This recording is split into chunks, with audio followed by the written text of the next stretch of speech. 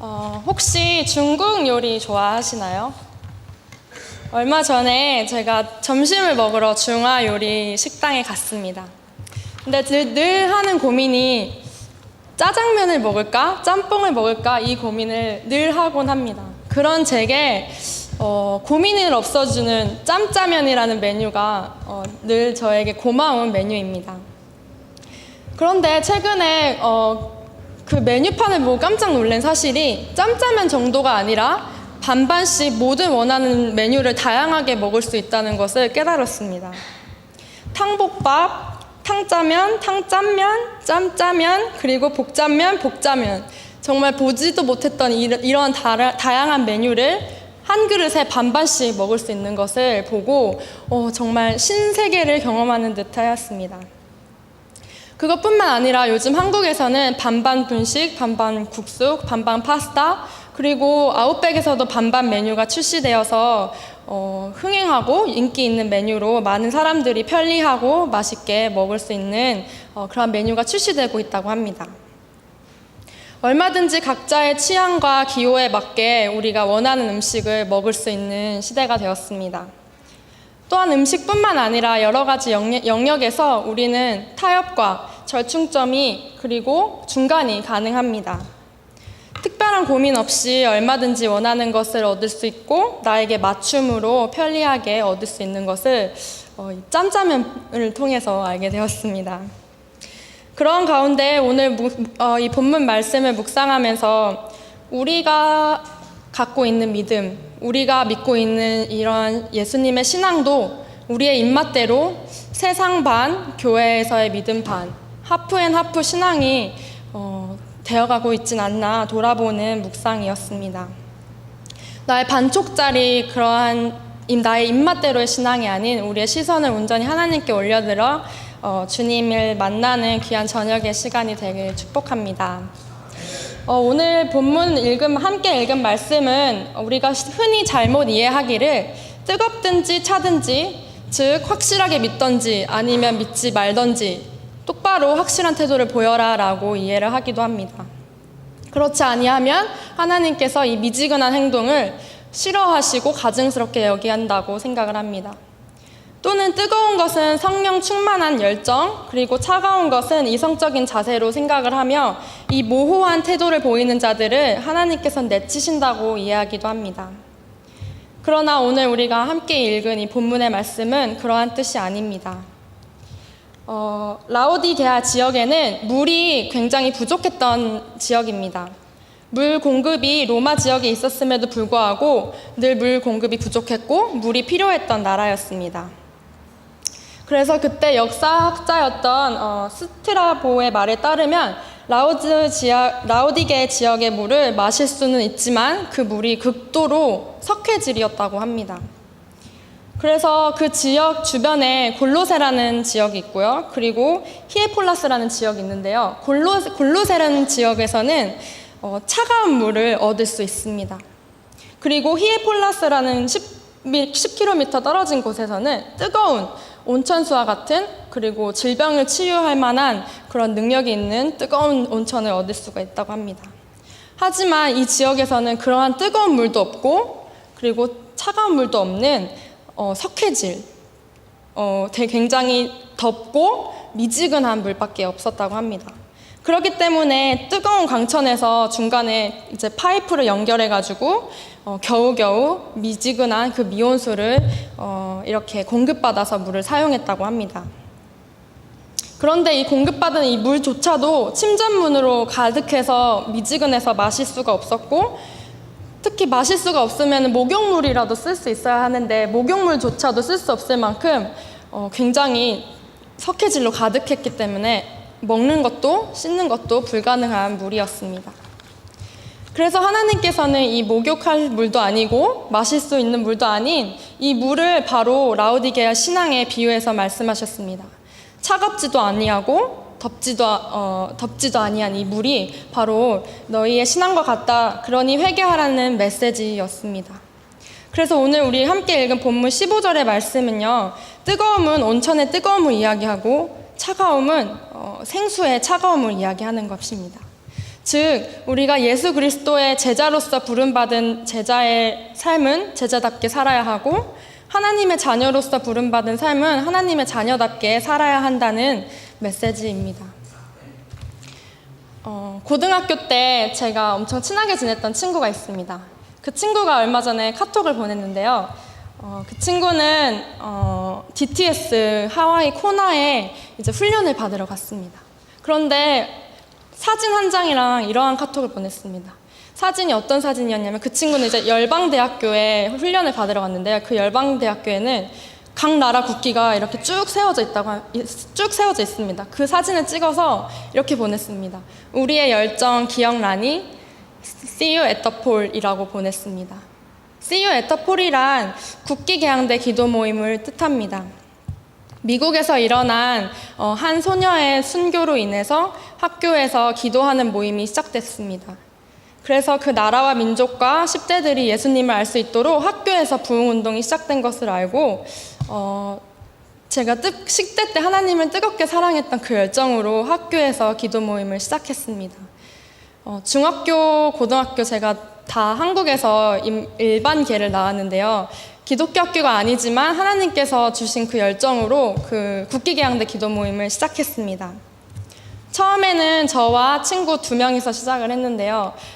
이제 기도하는 모임이 있대 이렇게 점점 입소문으로 다른 친구들이 기도하고자 하는 친구들이 함께 모였고, 그리고 우리가 함께 또 이렇게 포스터를 만들었습니다. See you at the pole 해가지고 함께 학교를 위해서, 교회를 위해서, 10대들을 위해서 기도하자라는 모임을 만들어서 포스터를 붙이고 광고를 공개적으로 하기 시작했습니다. 그렇게 나중에는 30명에서 35명 정도의 친구가 매일매일 아침마다 모여서 함께 기도했고, 그 공개적인 장소, 국기개항대 앞에서 기도했기 때문에 역시나 핍박도 따르긴 했습니다. 지나가는 친구들이 연부를 외우면서 조롱하면서 지나가기도 했고요. 그리고 또 어떤 친구들은 너희가 학교에서 뭐 하는 짓이냐, 여기가 교회냐? 라는 식으로 비난하기도 했습니다. 그리고 학생부로 이제 불려가가지고 이렇게 학교에서 공개적인 기도를 하면 조금 안 좋은 것 같다라는 주임 선생님의 말씀으로 꾸지람을 얻기도 했습니다. 그럼에도 불구하고 우리 가운데 있었던 그 우리의 열정, 그 열정이 있었기 때문에 그다지 그러한 소리가 커다란 문제가 되지 않았습니다. 오히려 점점점 우리의 기도는 열정으로 가득했고, 이제 찬양, 말씀, 기도, 나눔, 그리고 주기도문으로 예배를 마치니 작은 예배가 학교에서 매일 드려지기 시작했습니다. 그리고 너무나 신기한 건 함께 기도했던 기도 모임 친구들을 각 반의 회장으로 세워주셨고, 그 각 반의 회장 아이들이 그 아이들의 반을 위해서 기도하기 시작했습니다. 무엇보다도 소외된 친구들을 바라보았고, 급식 시간에 친구가 없어서 점심시간에 혼자 밥을 먹는 친구들에게 다가가서 같이 점심을 먹었고요. 그리고 수학여행이나 소풍 갈 때 친구가 없어서 혼자 구석에 있는 친구들에게 다가가서 함께 친구가 되어주었습니다. 심지어는 우리가 매일 간증문을 준비해서 5분짜리, 10분짜리, 15분짜리 간증문을 준비해서 기도했습니다. 하나님, 우리가 오늘 만나는 5명의 친구에게 복음을 전할 기회를 주세요라고 그렇게 간증을 준비하면서 복음을 전할 기회를 노리면서 학교 생활을 했습니다. 한국 고등학교는 아시다시피 수능과 입시 스트레스, 그리고 외모 컴플렉스와 여러 가지 가정의 환경과 어려움으로 많은 10대들이 아파하고 힘들어하고 있습니다.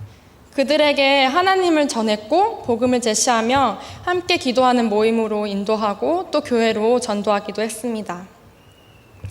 그렇게 기도할 때쯤이면 우리를 비난하는 선생님도 계셨지만 그 중에 기독교이신 교회를 다니시는 선생님들은 또 오셨습니다. 오셔서 우리 학교가 이러한 어려움이 있으니 이러한 기도를 해주렴 이렇게 중보기도 제목을 내주기도 하셨고요.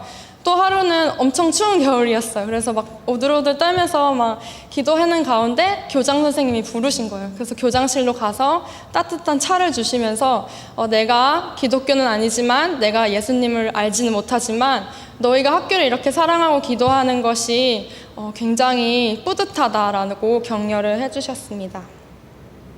그렇게 우리의 열정으로 기도가 계속 시작되었을 때 우리가 졸업할 때쯤에 또 그 기도하는 모임이 후배 가운데 세워져서 제가 다녔던 금옥중학교, 금옥여자고등학교는 계속 기도하는 모임이 이어지고 있습니다.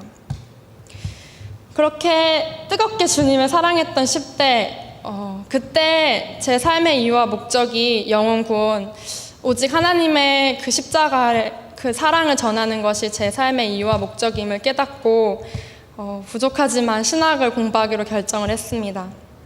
그랬을 때 제 마음속에 항상 어렸을 때부터 유학에 대한 갈망함이 있었습니다. 꼭 미국에 가보고 싶고 꼭 호주에 가보고 싶고 꼭 어딘가에 가고자 하는 그러한 로망이 있었습니다. 그런데 너무나 신기하게 고등학교 3학년 때 졸업하고 호주로 올 수 있는 하나님께서 길을 열어주셨고 그 마음의 소원을 이루시는 하나님께서 저를 호주로 인도해 주셨습니다. 사람의 상식과 계산할 수 없는 방법으로 유학 생활을 인도해 주셨고 외로움과 싸움, 언어의 장벽, 재정의 한계, 관계의 어려움을 겪을 때쯤이 그때마다 하나님께서는 그 훈련의 시간을 통해서 마치 광야에서 백성들을 인도하신 것처럼 낮에는 구름기름으로 그리고 밤에는 불기둥으로 저의 삶을 인도해 주셨습니다. 그렇게 기적적으로 매 순간 채우시는 하나님, 공급하시는 하나님을 경험하면서 정말 너무나 은혜 가운데 신학 공부를 할 수 있게 해주셨고 제 마음속에 있는 복음에 대한 열정을 하나님께서는 결코 버리지 않으시고 늘 그때마다 도우시고 인도해 주셨습니다. 그래서 4년간의 그 호주에서 그 신학 공부를 정말 은혜 가운데 마칠 수 있었고 이번에 그렇게 졸업을 할 수 있게 되었습니다.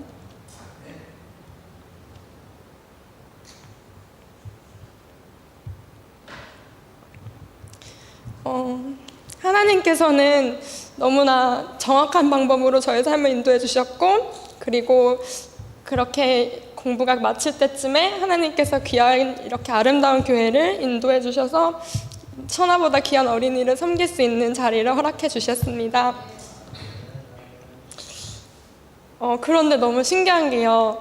호주란 참 평안한 나라인 것 같아요. 참 뭔가 평안하고 안정적인 이 나라에서 느끼는 그 평안함이 그 뭔가 안정적인 그 삶이 점점점 저도 모르는 사이에 영적 게으름으로 이어지기 시작했습니다.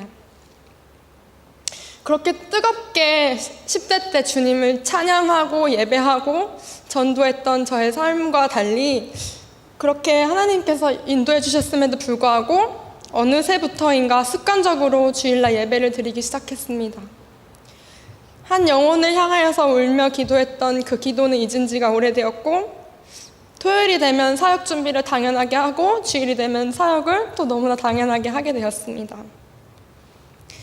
그렇게 소외된 친구가 누구일까 찾아다니며 복음을 전했던 그 10대 때의 열정과 달리 내가 먼저 인정받길 원했고 나를 먼저 알아주길 바라는 마음으로 늘 그렇게 교만한 마음이 조금씩 쌓이기 시작했습니다. 그렇게 뭔가 예전과 다른 그 뜨겁게 주님을 사랑했을 때와 다른 뭔가를 느끼면서도 나는 열심히 살고 있어 라는 위로와 그런 작은 나 스스로의 만족감, 타협, 절충하면서 뭔가 미지근한 신앙을 하고 있기 시작했습니다. 점점점 세상과 같은 생각, 가치관, 이성관 그리고 앞으로의 비전을 점점점 세상과 같아지게 생각을 하게 되었고 다름이란 것은 그다지 찾아볼 수 없이 비슷한 모습과 비슷한 형태로 있지만 그냥 아직도 나의 삶의 주인은 예수님이세요 라고 형식적으로 고백하고 기도하고 예배하였던 저의 모습을 발견하게 되었습니다. 오늘 이 본문의 말씀이 예수님을 알지 못하는 자들에게 너희가 믿던지 믿지 말던지 똑바로 해라 라는 말씀이 아니라 바로 찬물은 찬물답게 더운물은 더운물답게 예수님의 제자는 예수님의 제자답게, 그리고 하나님의 자녀는 자녀답게 살아야 되는데 그렇게 신분으로 살지 못했던 저에게 하시는 책망의 말씀임을 깨닫게 되었습니다.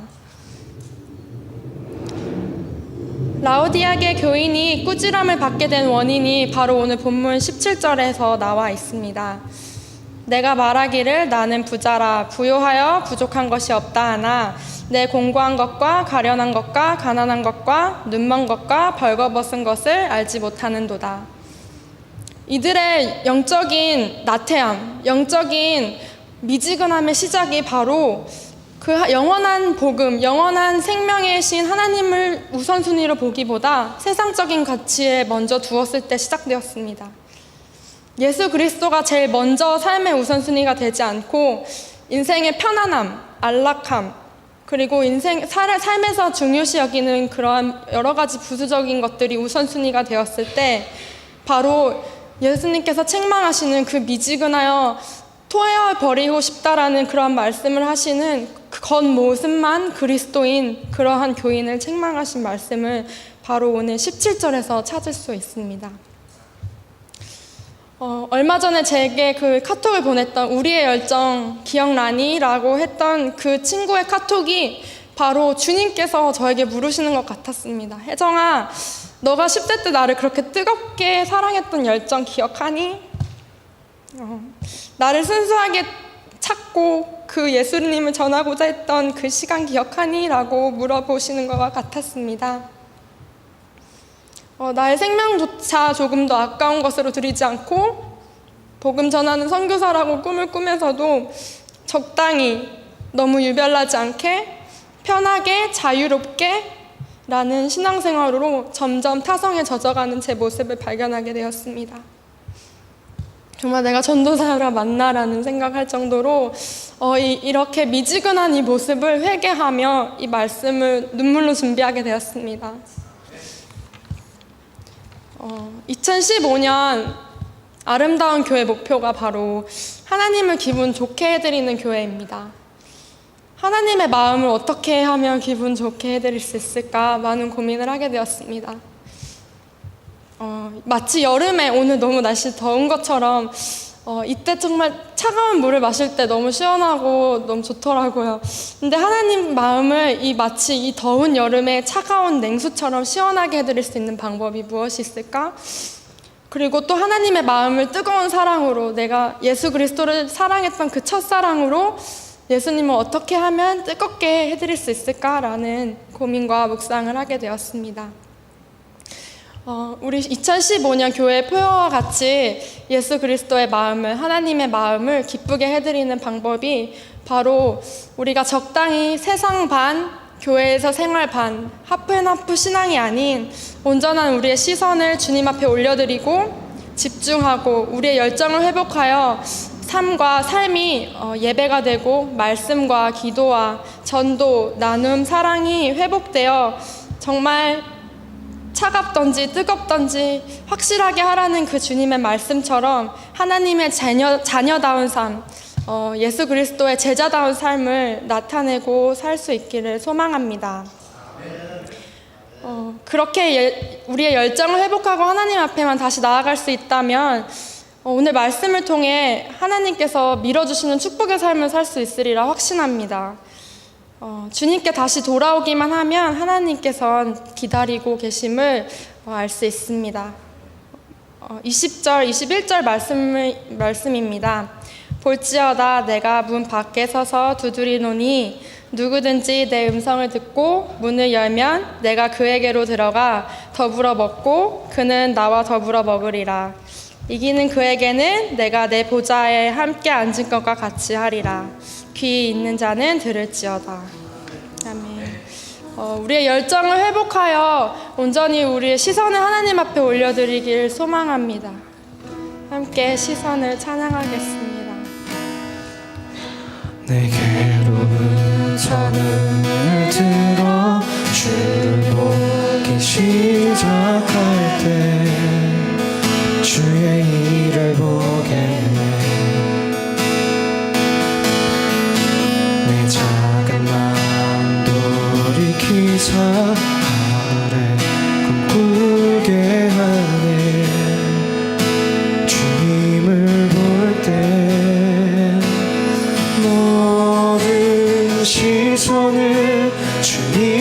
깨드리고 살아계신 하나님을 느낄 때 내 삶은 주의 역사가 되고 하나님이 일하기 시작하네. 모든 시선을 주님께 드리고 살아계신 하나님을 느낄 때 내 삶은 주의 역사가 되고 하나님이 일하기 시작하네. 이 시간 함께 기도할 때는요, 그 미지근했던 신앙을 이 시간 회복하게 해달라고 회개하는 마음으로 기도하기 원합니다. 그리고 우리의 열정을 회복하여 온전히 우리의 시선을 주님 앞에 올려드릴 수 있기를 간절히 소망함으로 함께 기도하겠습니다.